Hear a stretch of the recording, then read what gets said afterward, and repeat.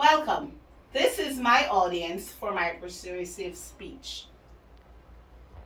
Afternoon. $15.8 billion. Yes, billion with a B. More money than you and I will ever see in our lifetime.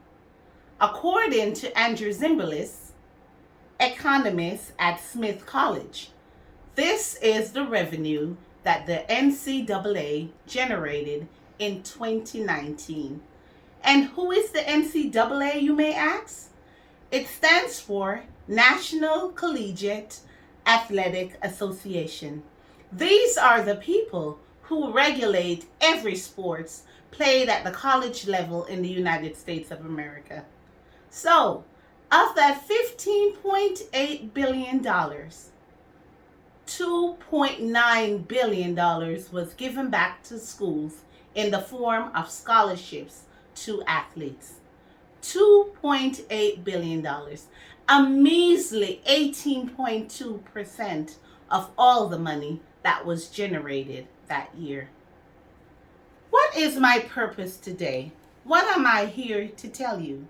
My goal is to persuade you that college athletes should be paid for their time and their talent. Now, we're going to examine this in 3 parts. The first part being college athletes bring in the money. They generate all the revenue. Have you ever heard anyone say they're going to a football game to watch Nick Saban play? No.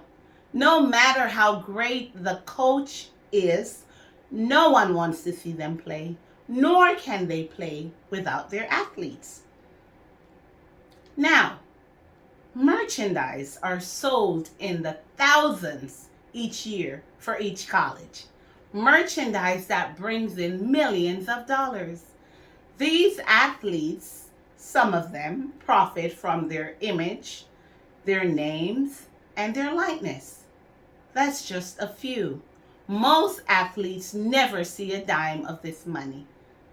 According to the Supreme Court Justice Brett Kavanaugh, the United States of America is the only country where a company or companies can decide that they will willfully not pay their workers a fair market value. This was his ruling when some students took their case to the Supreme Court. Now, are these students professionals? No, but they deserve to be paid. Coaches and administrators rake in millions of dollars every year, while these students get nothing. Oh, yes, they get a scholarship, many people say. Of course they get scholarships, but so do other students. They give academic scholarships every year to students for good grades. Do you see them on the field getting beaten down? Do you see them leaving blood on the field? No. They're expected to get good grades, and that's it. Now, these college students are expected to play and play as if their lives depended on it.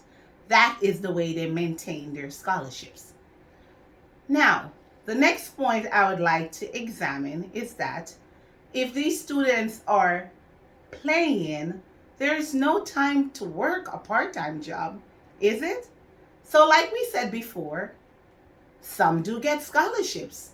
Yes, but those scholarships are not sufficient to take care of extra items. Yes, their books are paid. Yes, their tuitions are paid. But after that, there is nothing. No extra money, no extra pocket money. So these students are not getting the full benefit. Yes, they're getting a scholarship, and that's it. But in order to maintain that scholarship, these students have to put in at least 40 hours a week in practice. Those are not my words. This was a survey done by the NCAA. that these students are working 40 weeks practicing their craft. So now, if they're working 40 weeks practicing their craft, what time is allocated to work a part time job so they can finance their other needs? There's no time. There is no time for anything but practice. Then don't forget, they are students. And in order to keep their scholarships playing these games, they have to maintain a good GPA. How do you maintain a good GPA? You have to study.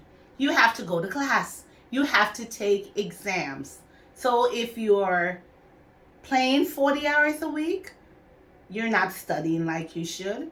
You are not maintaining your grade like you should. It takes superhuman strength to do all that. But yet, no one thinks that these students should be compensated. Point number 3. Maybe if we pay these students, it would be an incentive for them to stay in school. Stay in school, you say? Yes. Half of these players drop out of school to chase the professional game. Most star players will not finish 4 years of college. They are chasing the money because they feel the need to take care of their financial needs.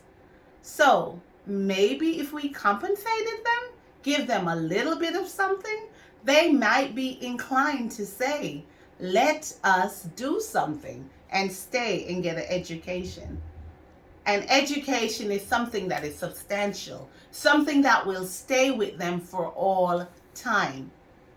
They could go on the field and hurt themselves playing a game, and with no education to fall back on, what does that benefit them? So here we go. Scholarships. They're getting scholarships. I am sorry. Like I said before, it's just not sufficient. It is not enough to pay the cost of playing these games.